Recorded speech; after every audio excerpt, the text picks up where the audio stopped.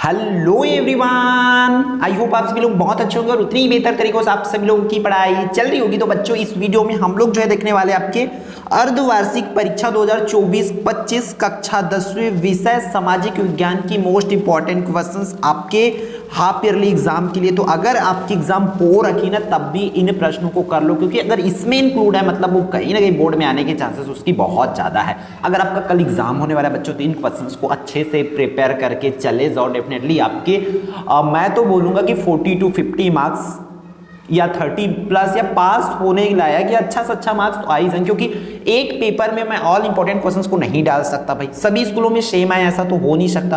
हो सकता है कि किसी स्कूल में अच्छे से फंस जाए यहाँ से क्वेश्चंस, क्योंकि टीचर अगर अच्छे से एनालिसिस करके सेट करेंगे डेफिनेटली इसी पॉइंट ऑफ व्यू से आपके पेपर्स आपको देखने को मिलेंगे।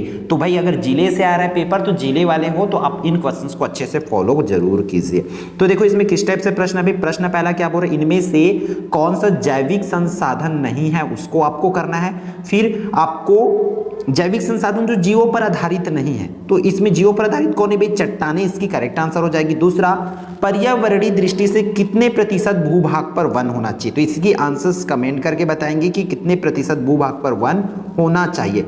खाद्य सुरक्षा का क्या अर्थ है, तो इसमें उपरोक्त सभी हो जाएगा। न्यू डील की घोषणा कौन की थी, तो रूजवेल्ट आ जाएगा इस पर, ठीक है। फिर इनमें से कौन नवीनीकरण संसाधन नहीं, जो नवीनीकृत नहीं होता है, तो इसमें कौन है भाई, तो सौर ऊर्जा है, कोयला, पवन ऊर्जा, वायु ऊर्जा। तो कोयला को जो है बनने में बहुत टाइम लगता है इसलिए उसको नहीं रखा जाता है, ठीक है। फिर आप लोग रिक्त स्थान देख लेंगे यहाँ से कि रिक्त स्थान में क्या क्या पूछे जा सकते हैं आप लोगों को। रिक्त स्थानों की पूर्ति कीजिए में पहला, बैंकों का बैंक खाली स्थान को कहा जाता है तो रिजर्व बैंक। इटली का फांसीवाद तानाशाह कौन था है ना, था लिखा है वो था है। भारत में वयस्कों को खालिस्तान का अधिकार है, मताधिकार का अधिकार है। कोयला खालिस्तान के संसाधन के रूप में प्रयोग में लाया जाता है, तो कौन सा ईंधन ऐसा वगैरह लिख सकते हो, है ना।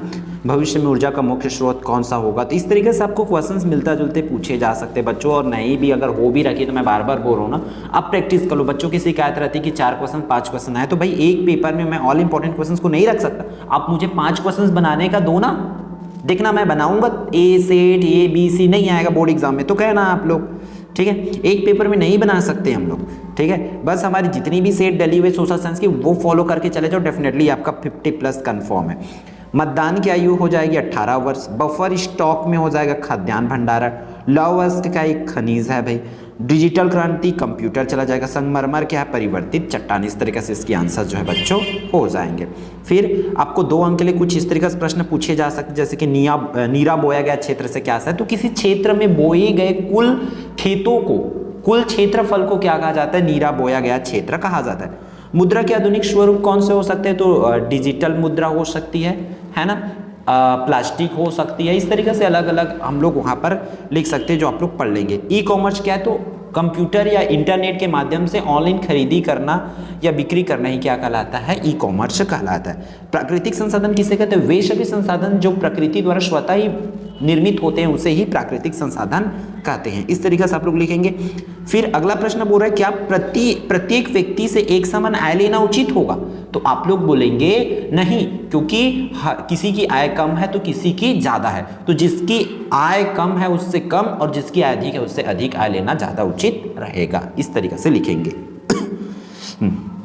जनगणना की आंकड़े हमारे लिए कैसे उपयोगी, तो आप लोग बताओगे कि जनगणना की आंकड़े हमारे लिए उपयोगी है, क्योंकि जनगणना से हमें वहाँ की लोगों की टोटल जनसंख्या पता चलती है। लिंगानुपात का हमें आभास होता है। वहाँ की चिकित्सा का हम सही से कर सकते हैं। स्वास्थ्य का मतलब स्वास्थ्य एवं शिक्षा का भी क्या कर सकते हैं, लगा सकते हैं कि कितने लोग हैं तो कितने वहाँ पर जरूरत है। इस तरीके से हम आंकड़े अनुमान लगा सकते हैं। तो आप लोग पढ़ोगे तो इसके आंसर से टिक कर लेना भाई।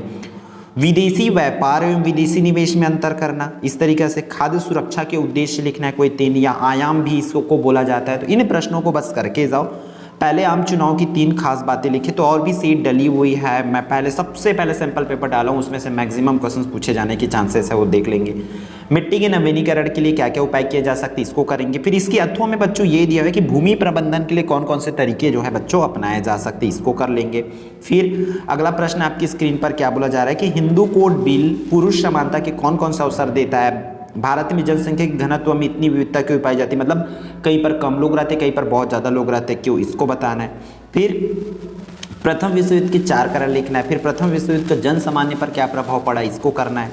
राष्ट्रवाद और अति राष्ट्रवाद में अंतर। फिर मुसोलिनी के, इटली में मुसोलिनी उत्कर्ष के 4 कारण भी मोस्ट इंपॉर्टेंट क्वेश्चंस है, इन प्रश्नों को जरूर कर लेंगे।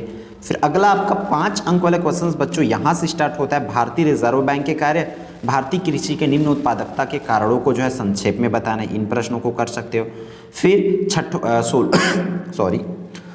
16 में क्या दिया है कि नगरीकरण से कौन कौन सी समस्या उत्पन्न हो रही है, ग्रामीण अधिवास के प्रतिरूपों का वर्णन करना है, कोई 5 है ना। फिर यहाँ पर कोई 6 है भाई, 5 नहीं आएगा क्योंकि 6 नंबर के क्वेश्चन, तो 6 अंक के लिए आप इन प्रश्नों को, 4 प्रश्न आपकी स्क्रीन पर चारों का 4 कर सकते हैं। क्लियर है? तो ये रहा आपके सोशल साइंस के लिए इंपॉर्टेंट क्वेश्चंस। अगर हो रखी है फिर भी पढ़ लो, डेफिनेटली देखना, प्री बोर्ड और फाइनल बोर्ड एग्जाम में आप लोगों की बनेगा, मतलब बनेगा। क्लियर है बच्चों? तो फिर मिलते हैं नेक्स्ट वीडियो में।